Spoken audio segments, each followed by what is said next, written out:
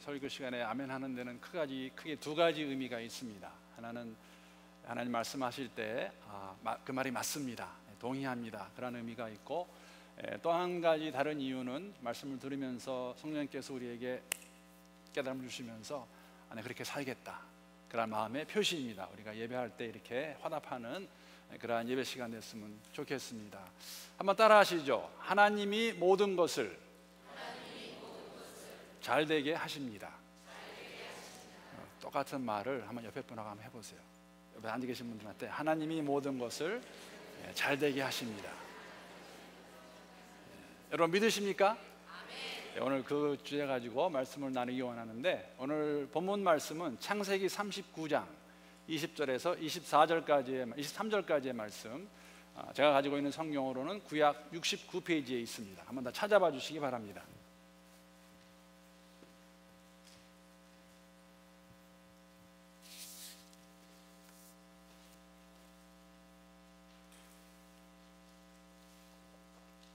우리 짧은 4절밖에 안 되기 때문에 우리 함께 한 목소리로 읽도록 하겠습니다. 자, 시작. 이에 요셉의 주인이 그를 잡아 옥에 가두니 그 옥은 왕의 죄수를 가두는 곳이었더라. 요셉이 옥에 갇혔으나 여호와께서 요셉과 함께 하시고 그에게 인자를 더하사 간수장에게 은혜를 받게 하시매, 간수장이 옥중 죄수를 다 요셉의 손에 맡김으로 그 재반 사물을 요셉이 처리하고, 간수장은 그의 손에 맡긴 것을 무엇이든지 살펴보지 아니하였으니 이는 여호와께서 요셉과 함께 하심이라. 여호와께서 그를 범사에 형통하게 하셨더라. 아멘. 여호와께서 그를 범사에 형통하게 하셨더라. 이것이 하나님이 모든 것을 다 잘되게 한다는 뜻입니다. 그런 의미입니다. 본문 말씀 가지고 형통하게 하시는 하나님이라는 제목으로 말씀을 나누겠습니다. 지난주에 말씀을 마치면서 보디발이 자신이 그토록 신뢰했던, 집안의 모든 것을 맡겼던 요셉이 자신의 아내를 성추행하려고 했다는 말을 듣고 화를 낸 것으로 우리가 말씀을 마쳤습니다. 그러나 말씀을 드리면서 제가 그렇게 또 말씀을 드렸습니다. 화를 냈다는 것이 누구를 향해 화를 냈다는 말인가? 그 화가 정말 그렇게 신뢰했던 요셉에게 대한 실망과 배반감에 대한 그런 화였을까? 아니면은 아마 보디발도 알고 있었으리라 생각합니다. 분명히 단정치 못한 그 아내의 그 모습을 기억하면서 아내에게 화를 낸 것인지, 아니면은 그 집에 있던 다른 종들이 그 이야기를 들어서 알고 있는데 그들에게 화를 낸 것인지, 창세기의 저자는 의도적으로 불분명하게 그 화의 대상이 누군지 기록하지 않고 있다고 말씀을 드렸습니다. 분명한 것은 보디발은 화를 냈습니다. 그 이야기를 듣고, 만약에 진정으로 보디발이 아내의 말을 100% 믿고 요셉에게 화를 냈다면 그 화는 화낸 것으로 끝나지 않고 요셉을 그 자리에서 죽여버리든지, 자기의 사랑하는 아내를 성추행하랬던 그 사람은 그대로 남겨두겠습니까? 히브리인 종인데. 아니면 감옥에 넣더라도 정말 안 좋은, 어려운, 정말 악한 죄수들만 가는 그런 감옥에 넣지 않고 바로의 죄수들이 있는 그 감옥에다, 말씀드린 것은 보디발 자신과 관련이 있는 그곳에 요셉을 넣었다고 말씀을 드렸습니다. 저는 개인적으로 그 모습 보면서 보디발이 그 당시에는 어쩔 수 없이 요셉을 감옥에 넣지만 시간이 지나면 그를 풀어주려고 넣지 않았나 생각합니다. 왜냐하면 우리가 아는 것은 루벤도 그런 계획을 가지고 있었습니다. 형제들이 다 요셉을 죽이기 원할 때에 요셉에게 사실 은혜를 베푸는 것이죠. 루벤이 그를 일단 잡아두었다가 그를 놓아주려고 했던 것과 같이 아마 보디발도 그러한 생각을 가지고 있지 않았나, 그렇게 생각합니다. 공감하실 수 있으시겠습니까? 공감하지 않으셔도 큰 문제는 안 됩니다. 우리가 아는 것은 100% 확실한 것은 이 내용을 들은 보디발이 요셉을 감옥에 넣었다는 것입니다. 어쩔 수 없는 상황이었습니다. 보디발의 위치에서, 그리고 자신의 아내와 요셉의 신분과 지위의 차이를 보았을 때에 여러분 누구 말을 듣겠습니까? 히브리 노예의 말을 듣겠습니까? 아니면 좀 미울지 모르지만은 아내의 말을 듣겠습니까? 이 형편을 가지고 제가 지난주에 그렇게 말씀을 드렸습니다. 뒤 있고 힘센 사람들, 목소리 큰 자가 이길 수밖에 없는 상황입니다. 보디발의 생각에 그럴 수 있을까 하는 생각을 가질 수도 있지만은 그 상황이 상황인 만큼 요셉을 감옥에 넣게 됩니다. 이러한 어려움을 당하는 삶을 우리가 표현하라고 하면 파란만장한 삶이라고 표현할 수 있습니다. 사실 요셉의 아주 파란만장한 삶은 지난주에도 말씀을 드렸고 그 전에도 말씀을 드렸지만 사실 그 옷으로 요셉의 삶이 정말 파란만장했다라고 우리가 알 수 있지요. 처음에 요셉의 옷은 채색 옷이었지 않습니까? 정말 아버지의 사랑을 독차지했던, 남들이 다 부러워하던 그 채색 옷. 그러나 형들에게는 미움의 대상이었고 증오의 대상이었습니다. 그 채색 옷을 입고 있던 그 요셉이 어느 날 갑자기 형들의 계획에 의해서 형들이 그를 잡아서 팔아버리기 때문에 채색 옷을 벗게 되고 이제 노예복, 종의 옷을 입게 됩니다. 여러분, 요셉이 채색 옷 입고 있다가 노예 옷 입는 모습 보면서 사실 우리 이민자들은 이런 것을 경험하지 않았나 생각해 보았습니다. 우리 가운데 얼마나 많은 분들이 이민 와서 한국에 있던 그 직장 그대로 내 전공 살려서 이민자로 와서 그렇게 살고 있을까? 그렇지 않은 분들이 적지 않은 것 같습니다. 한국에서 뭐 대재벌 그러한 회사 다니시다가 미국에 와서 가진 직장은 그런 거 아니라는 것. 아마 요셉도 그랬을 것입니다. 채색 옷 입고 정말 아버지 사랑 독차지하고 잘 살다가 하루아침에 노예 옷을 입게 됩니다. 그것으로 끝나지 아니하고 그의 파란만장한 삶의 모습은 노예 옷 입고 있다가 이제는 죄수의 옷을 입는 그러한 환경으로, 그러한 모습으로 바뀌게 됩니다. 모든 사람의 비난의 대상이죠. 여러분, 그때나 지금이나 감옥에 가는 것은 좋은 일이 될 수 없습니다. 어떤 요셉 스스로에게는 정말 인생의 밑바닥, 가장 어려운 삶의 정점이 아닐까 생각해 보았습니다.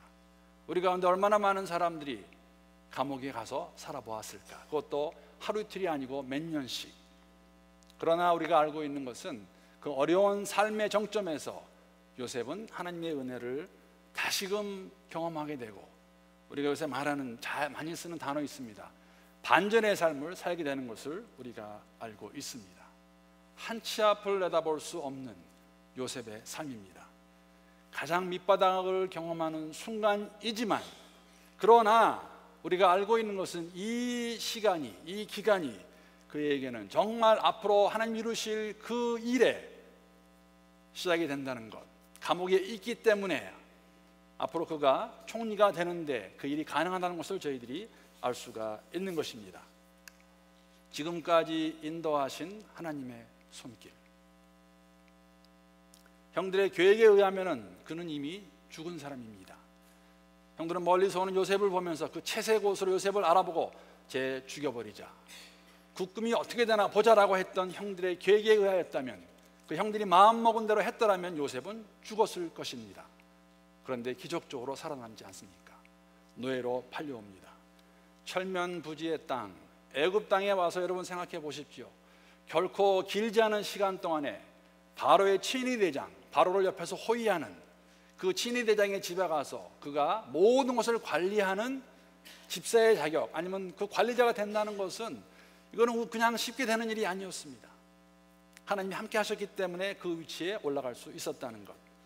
비록 보디발의 아내의 모략 술수에 의해서 감옥에 갇히게 되지만, 한편으로 우리가 참 기구한 운명이구나, 정말 파란만장한 삶이다라고 생각할 수 있지만, 여러분, 또 한편으로는 이 과정을 통해 이 기간 동안에, 감옥에 있는 그 시간 동안에 하나님이 어떠한 일을 하실까 하는 기대감이 우리에게 있습니까? 여러분, 있으세요?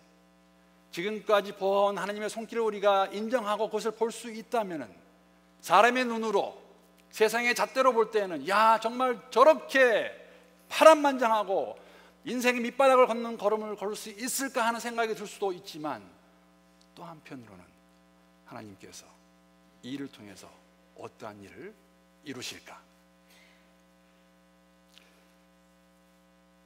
사랑하는 성도 여러분, 우리의 믿음은 산 믿음이어야 합니다. 당장 우리가 걸어가고 있는 우리의 삶이 어렵다 할지라도 그것만을 보면서 끝나는 것이 아니라 지금까지 인도하신 하나님의 손길을 우리가 믿기 때문에 지금 당장은 어렵지만은 하나님 분명히 이 일을 통해서 당신께서 원하시는 일을 이루실 것이라고 믿는 그 믿음, 그 믿음이 산 믿음입니다.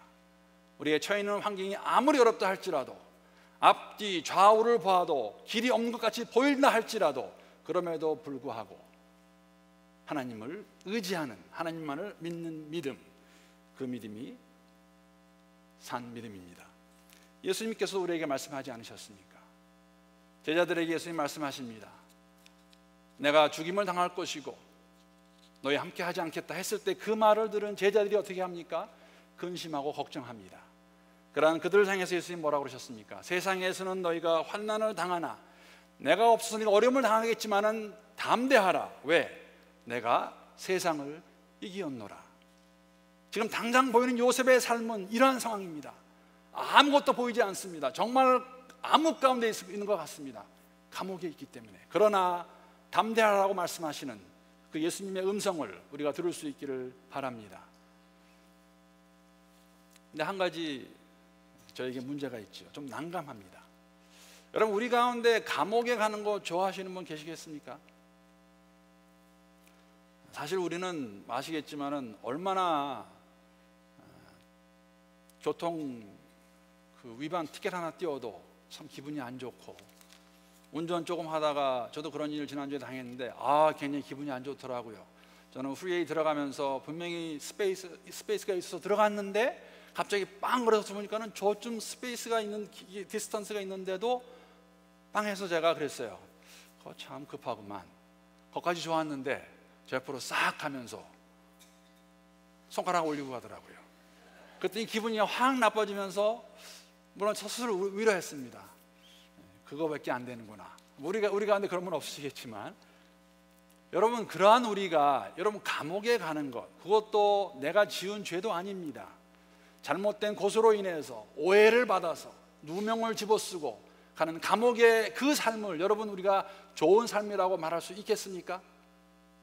그런데 성경은 그러한 요셉의 삶을 형통한 삶으로 표현하고 있습니다. 좀 난감하지 않습니까? 이거 어떻게 받아들일 수 있겠습니까? 감옥에서의 삶을 하나님께서 모든 것이 잘 되게 하는 삶으로 표현하고 있다면은 아마 여러분과 제가 갖는 첫 번째 이니셜 리액션은, 첫 번째 반응은 어떻게 그럴 수가 있을까? 어떻게 감옥에서 좋은 일이 있을 수가 있을까? 그래서 제가 한번 생각해 보았어요. 이걸 어떻게 설명을 드려야 정말 감옥에서의 삶이 그리 좋지 않다는 것을 다 알고 계시겠지만 이런 예화를 생각해 보았습니다. 아빠가 제 이야기 아닙니다. 오해하지 마시고, 아빠가 아주 오래간만에 가족들이 그렇게 말합니다. 아빠가 오늘 기분이다. 한턱 쏠 테니까 외식 가자. 그래서 가족을 다 데리고 외식을 가서 식당에 들어가서 그렇게 말합니다. 여기서 제일 비싼 거, 제일 좋은 곳을 한번 골라. 오늘 다 내가 낼게. 아빠 기분이다. 한턱 낸다. 그랬는데 아이들의 반응이 그냥 별 이렇게 익사이팅하지 않아요. 왜 그러냐면 그렇죠. 아무리 좋은 것을 먹으려고 해도 맥도날드에서 무슨 선한 메뉴가 있겠다고 아빠는 우리 이런 곳에 데리고 왔을까? 여러분, 이것이 현실 아니겠습니까? 우리가 오늘 성경을 보면서 하나님께서 감옥에 있는 요셉의 삶이 형통했다고 말을 하고 있지만 또 한편으로는 다 있습니다. 나 감옥에 안 가고 싶어. 감옥에서 무슨 선한 일이 나오겠다고. 우리가 어려움을 당할 때 다 그런 마음 있지 않습니까? 하나님이 계십니까? 하나님 저 정말 사랑하세요? 내가 왜 이런 어려움을 당하고 마는 겁니까? 감옥 안에 무슨 좋은 일이 있겠다고, 감옥 안의 삶을 형통한 삶이라고 말할 수 있겠습니까? 저는 그런 생각했습니다. 무슨 뜻일까? 여러분, 형통이라는 의미가 무엇입니까? 오늘 본문 23절에 나오는 형통이란 그 히브리 단어를 보게 되면은 크게 두 가지 의미가 있습니다. 하나는 번성하다, 그렇죠? prosper, 다 잘 되는 거예요. 또 다른 의미는 비슷한 의미입니다. 성공하다. succeed. 그런 의미가 있다는 것이죠. 문제는 지금 요셉에 처해 있는 상황이 이전보다 낫지 않다는 것이에요. 여러분들 가운데 그렇게 생각하는 분 계실 거예요. 뭐 감옥에서 죄수의 삶이나 노예로 종으로 사는 것이나 뭐 거기서 거기지. 틀리는 말은 아니라고 생각합니다. 그런데 여러분, 감옥은 그 공간에서 나갈 수 없어요. 적어도 노예로 살 때에는, 특히 요셉과 같은 경우는 보디발의 집에서 그냥 노예로 산 것이 아니라 그 모든 것을 다 관리하는 관리자로 살았습니다. 자유가 있었어요. 자유. 좋은 거 먹을 수 있었고, 그러한 그 삶과 감옥의 삶을 비교한다면 어떤 삶이 더 좋은 삶입니까? 당연히 보디발의 집에서 종으로 사는 것이죠. 그게 여러분 이해가 안 되시면은 요셉이 종으로 팔려오기 전에 삶을 기억하십니까? 아버지가 가장 그를 사랑해서, 또 나옵니다, 채색 옷 입고 가장 좋은 거 먹고 일도 안 하고 그렇게 살다가 하루아침에 노예가 되고 종으로 팔려와서 종으로 잘 살다가 지금 감옥으로 들어왔는데 그 삶을 우리가 더 좋은 삶이라고 말할 수 있겠습니까? 없어요. 절대 좋은 삶이 아닙니다. 그런데 왜 성경은 그 삶을 형통한 삶이라고 표현할까? 요셉의 삶을 우리가 객관적으로 보게 되면, 세상의 잣대로 보게 되면, 사람의 눈으로 관찰하면 더 안 좋아지는 삶입니다. 어느 부잣집 아들에서 종으로, 종에서 죄수의 신분으로. 그러므로 우리가 알 수 있는 것은 성경이 말하는 형통한 삶과 세상이 말하는 형통한 삶은 같지 않습니다.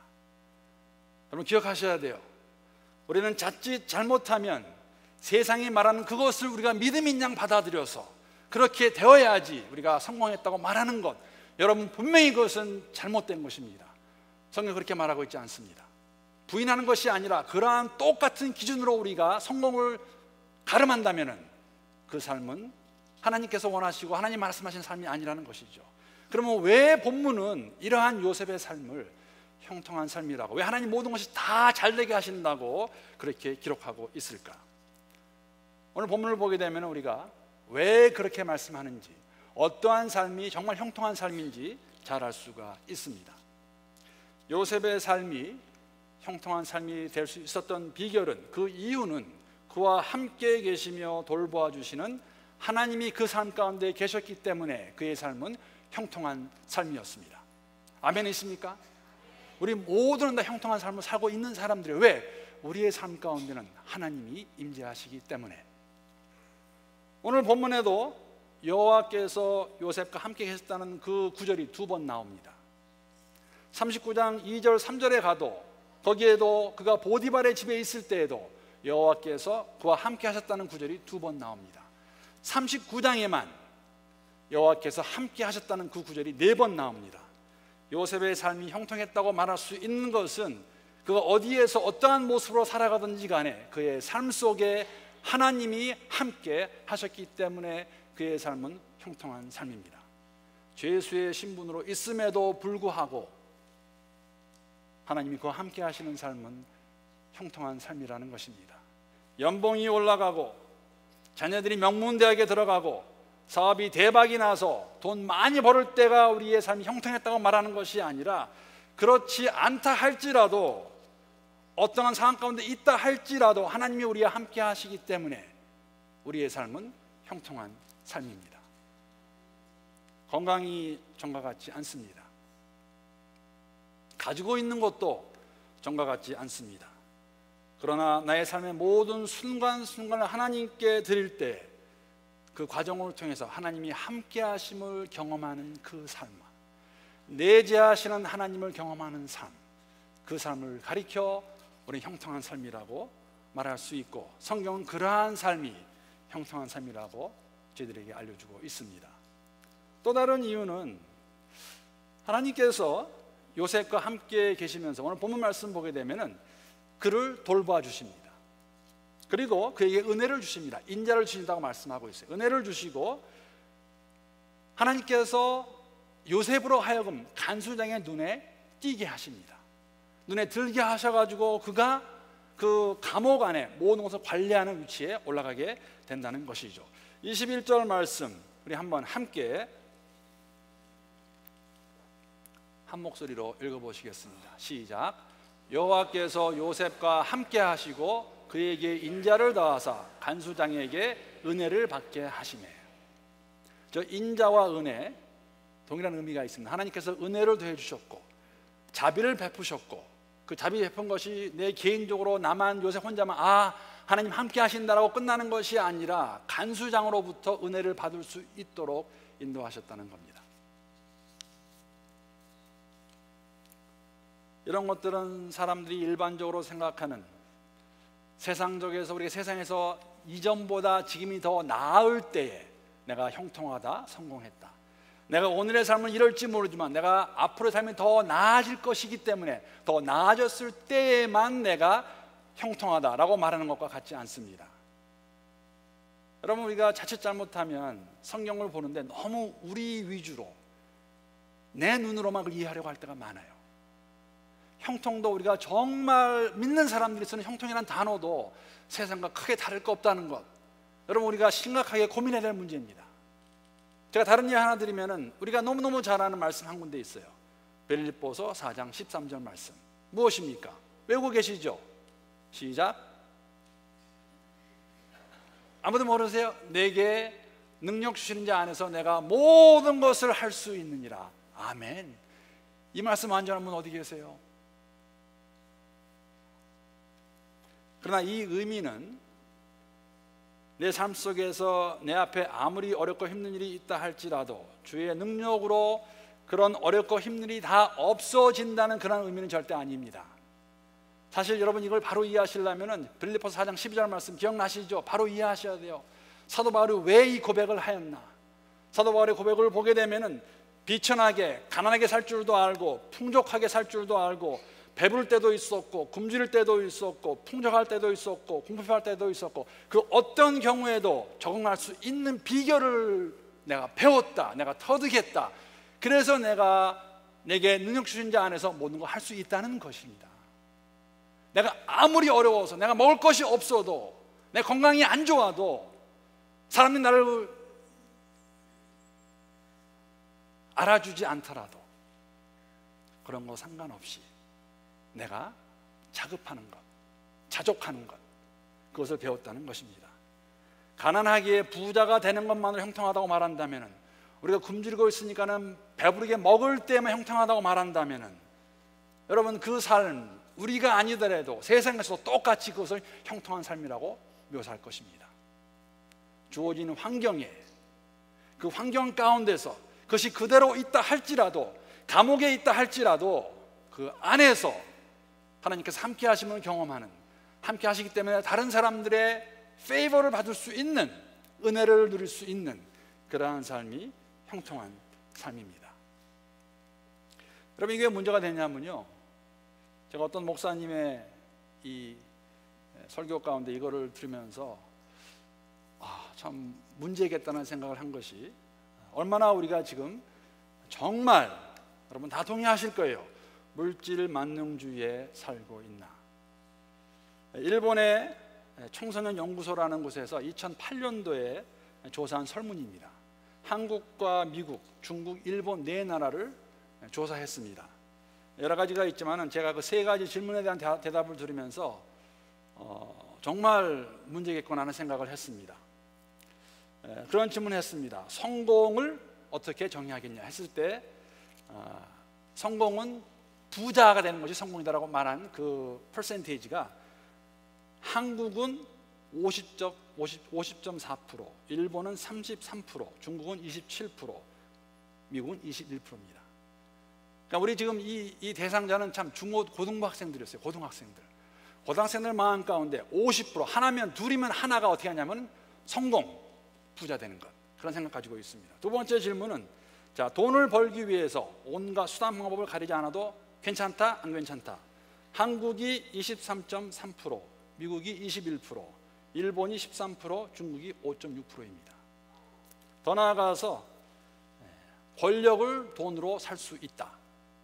한국은 53.3%예요. 나머지 나라는 30%가 안 넘습니다. 우리에게 무엇을 말하고 죽나? 성공이라는 거, 형통이라는 거 다 이렇게 우리가 해석하는 것이에요. 우리의 자녀들이 물론 한국에 있는 고등학생들이었지만 그러한 것을 누가 가르쳐 주었을까? 우리가 무엇을 보여줬을까? 여러분, 형통은 세상에서 말하는 그 잘 되는 것을 말하는 것이 아니라 하나님이 함께 하시는 가운데 그 은혜를 체험하고 은혜를 줄 수 있고 은혜를 받을 수 있는 삶이 형통하는 삶입니다. 그리고 형통하는 삶은 나만, 내 가족만 잘 되는 것으로 끝나지 않는다는 것이에요. 잘 된다면. 오늘 본문이 우리에게 보여주는 하나님이 형통하게 하시는 삶의 모습은 사실은 그 형통한 삶을 사는 요셉으로 인해서 그 주위에 있는 사람들이 유익하게 되는 열매를 맛보았습니다. 보디발의 집에 있을 때에 요셉의 삶을 기억하십니까?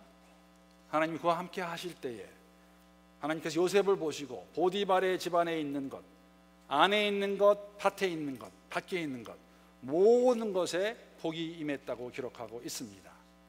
요셉이 감옥에 있지만은 간성이 그에게 감옥일을 맡겼을 때 간성이 그 이유로는 감옥에 관한 일을 관여하지 않아도 상관이 없습니다. 왜? 요셉이 다 잘 알아서 하기 때문에. 형통은 나 하나 잘 되고 내 가족 잘 되고 This is it. No, that's not it. 공동체가, 우리의 교회가, 우리의 사회가, 우리의 국가가 그 영향을 받을 수 있어야 된다는 것이죠.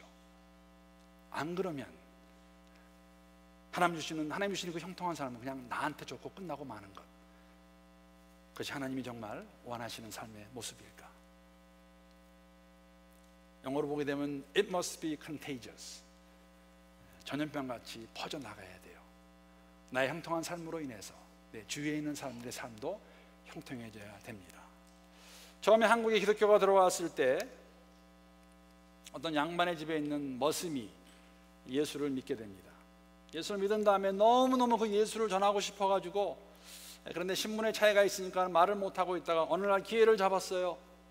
그래서 그 주인에게, 그 양반에게 이렇게 말합니다. 주인님, 나으리 예수님 믿으시죠? 그랬더니 그 양반이 이렇게 말합니다. 그래, 예수 믿으면 내가 양반이 되냐? 라고 답하는 그 주인에게, 그 양반에게 이 머슴이 그렇게 말합니다. 믿음의 도리는 그런 것이 아니랍니다. 제가 예수를 잘 믿으면 머슴 노릇을 더 잘해야지요. 요셉은 감옥에 있습니다. 감옥에 있는 그 삶 가운데서 내가 왜 여기에 와서 살고 있는가? 앉아서 원통이 하고 분해하고 이것이 뭔가 하지 않고 더 좋은 죄수가 되었다는 것입니다. 더 좋은 모습이 되는 것이에요. 그것이 형통한 삶입니다. 요셉은 하나님이 주시는 꿈을 꾼 사람입니다. 꿈을 꾸었기 때문에 그가 총리가 되는 것이 아니라 꿈을 주신 분이 하나님이시기 때문에 그것을 이루실 분이 하나님이시셔서 요셉이 될 것입니다. 근데 여러분 아시죠? 그 꿈을 이루어가는 과정이 쉬운 삶이 아니라는 것. 근데 우리는 굉장히 이기적이에요. 요셉과 같은 기막힌 꿈을 꾸고 애굽의 총리가 되기를 바라지만은 그 과정 가운데 하나님 주시는 훈련과 단련과 시험은 다 우리가 스킵하기 원해요. 꿈 받고 잘 있다가 총리 되는 것, 그런 마음이 우리에게 있다는 것입니다. 사랑하는 성도 여러분, 꼭 기억하시기 바랍니다. 형통함은 하나님이 우리와 함께 하실 때에 우리에게 주어진 환경이 우리가 원하는 것만큼 좋지 않다 할지라도, 아니 힘들고 어렵다 할지라도, 그냥 딱 다 그만두고 싶다 할지라도 하나님 의지하며 은혜 가운데 주어진 그 삶 가운데서 최선을 다해갈 때 하나님 은혜를 경험하고 경험한 은혜를 나눌 수 있고 받을 수 있는 그러한 삶이 성경에서 말하는 형통한 삶의 모습입니다. 그 다음에 바라는 것, 그리스도 예수 안에서 우리는 형통한 삶을 시작한 사람들입니다. 계속해서 우리 개인과 교회가 더욱더 하나님 경험하는 형통한 삶을 살아갈 수 있는 우리 모두가 될 수 있기를 주님의 이름으로 축복합니다. 기도하시겠습니다. 우리 함께 기도하실 때에 한 1분 정도 주 앞에 조용히 나와서 오늘 들은 말씀을 생각하면서 하나님, 나의 삶 가운데 이런 어려운 일들이 참 많이 있습니다. 다 이해할 수도 없는 것도 있지만은 은혜를 더하셔서 하나님이여 이걸 잘 감당할 수 있는 우리 모두가 될 수 있게 해달라고 우리 한 1분 정도 조용히 함께 우리 기도하시겠습니다. 하나님, 오늘 들은 말씀을 기억하면서 아버지 하나님이여 기도하며 간구하는 것, 들은 말씀이 한쪽으로 들어오고 한쪽으로 나가는 것이 아니라 하나님 함께 하시기 때문에 평등한 삶을 살고 있다는 것 깨닫게 하시고, 하나님이여 세상에 그 모습으로 그 잣대로 그 가치